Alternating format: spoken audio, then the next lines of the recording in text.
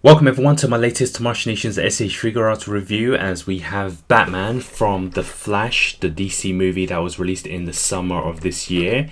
So it is the multiverse version of Batman, commonly referred to as the 1989 version. Keaton Batman making his return 30 odd years after his original movie. And Bandai have released, of course, a version of this Batman 3 years ago from his original movie. So this is the first release from the movie. We know Machinations just made the announcement they're also releasing the Barry Allen figure as well. So hopefully more will follow after that. And looking at this packaging, it is kind of standard for SHF. Of course, we have a real shot of the Batman here, which they normally do for their DC figures. We have the logo, the text in orange, I guess to match up the theme of the Flash. The usual logos and stickers as well. And I do like this design. This is the standard box because for some reason the original 89 box, they had the cutout at the back. And it was just like a full cover at the front, which I don't really like that. And then on the side we have the Batman, the Flash once again in orange with a full body shot of the figure. And the other side we have the same text, and then we also have a shot of Batman. At the back we have the figure in different poses, and then at the top we have some information, SH Figuarts Batman the Flash, and then at the bottom we have more info. So let's get this figure out of its packaging and take a closer look. So inside we get the background of the clouds in orange with the lightning. I guess this does match the theme of the movie, but I would have preferred if they had the Batcave. But I do notice on the box they've also used the dark clouds. I believe this is taken from the scene when Batman's on the Batwing with the two Flashes.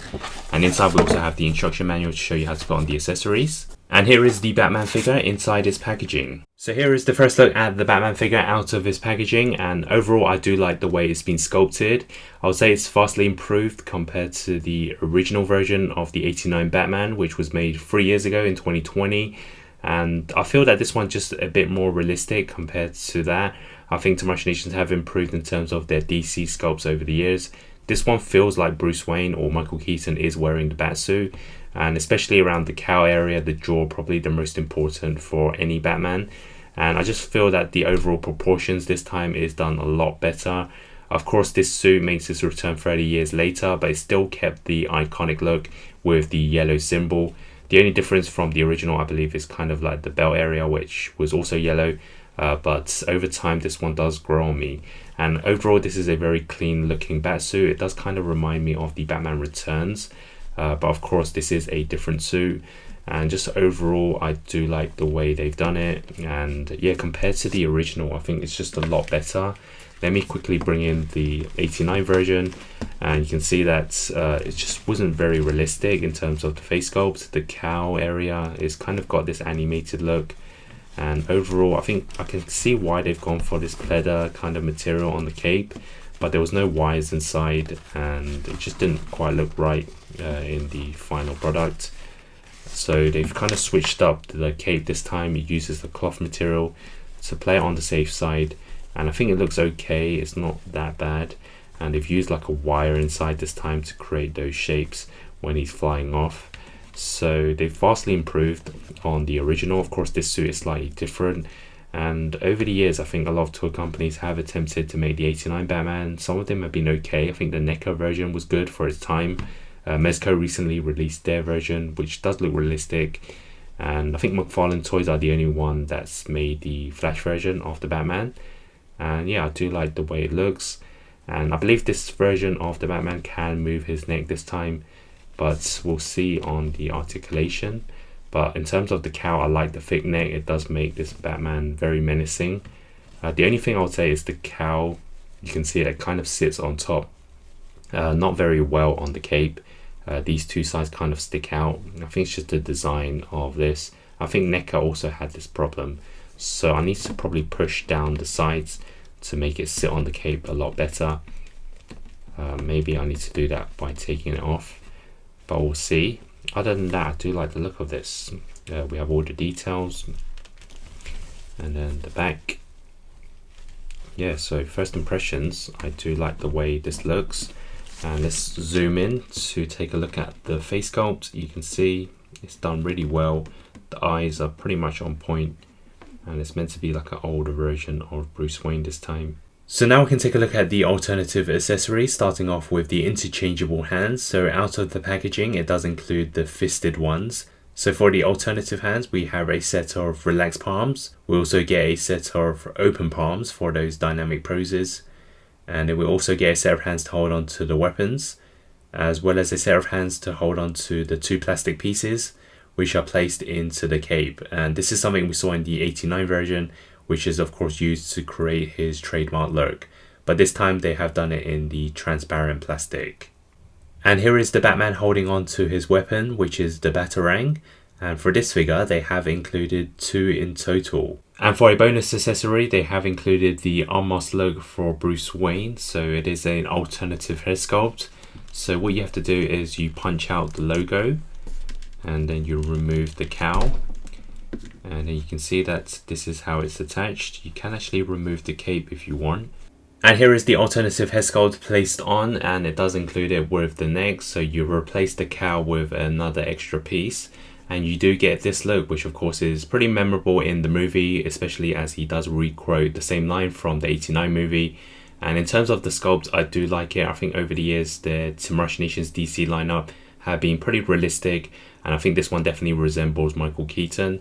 Of course, it can still be slightly improved, but the overall look, I do like it. So this is definitely a nice touch from Team Rush Nations, and I think it is a very nice bonus as we didn't see it in the previous version. Moving on, we can take a look at the articulation, so the movement of this figure. So I believe in this actual movie, Batman could finally move his neck left and right, which he couldn't in the original suit. But for me personally, I actually did like that. It kind of gave him an atmosphere of being a superhuman, so he had to turn his whole body. And I know a lot of people weren't a fan of that, which I don't agree with them, because I did like the way the Batman was moving. So for this particular suit, I think on the actual figure, you can't turn the head simply because of the way they sculpted the cowl. It is just one piece, so there's no movement at all. So the only articulation we can do is from the lower half. So starting off with the arms, obviously they can stretch side to side to create that pose with the cape. And then we can move them forwards and backwards, upwards and then outwards as well. And there's rotation, and there's also an arm bend. Just be careful, you can take it apart. So this is the forearm bend, and then there's also rotation on the hand, and there's also a hinge. And then for the body, so top half, you can twist it side to side quite smoothly as well. And then left and right, the tilt. And then for the body crunch, you can move it forwards and backwards. And then for the waist, there's no turn, but you can of course take it apart. So just be careful when you're doing the waist crunch. And then backwards this much. And then the legs kicks forwards, backwards. There is rotation, there is a knee bend. So there's no movement on the actual boot, but you can turn the leg. So the foot goes side to side, and there's also a toe hinge.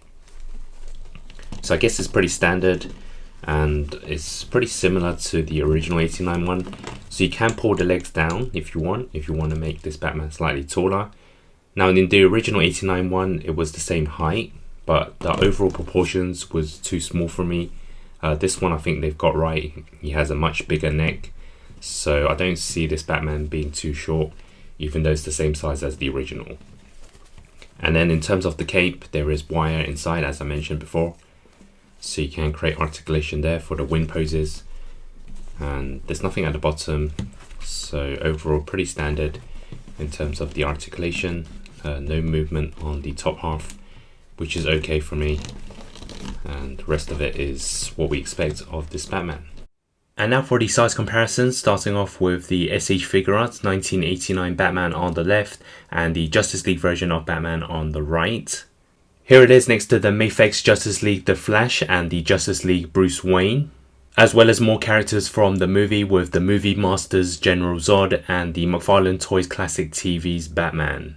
And here it is next to some popular Marvel legends with the Renew Your Vows Spider-Man and the Amazing Fantasy Spider-Man. So now for my final thoughts on the SH Figuarts Multiverse Batman from The Flash. Now anytime there is a release of the 1989 Batman, it does get people's attention, as I think it does capture the likeness of him. It is sculpted really well overall, and it does have that realistic look. The suit is very clean looking. The only thing I would say is the cowl could have been sat better on the body. Maybe I do need to adjust it slightly. And I think the cape is okay. It is better than the plaid that they tried to implement on the original version. It isn't the best looking cape, but it does get the job done. Now in terms of the accessories, it's nice we get the 2 batarangs, but it is missing some other ones like the grappler gun or something extra like the gas tank he uses.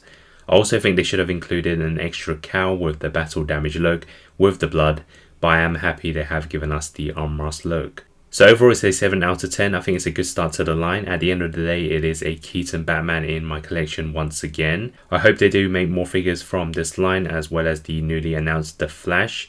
Hopefully we'll see Supergirl, the alternative Batman, and General Zod as well. If you enjoyed this video, please like, comment and subscribe, and of course stay tuned for more videos related to the Figuarts line. Thanks for watching.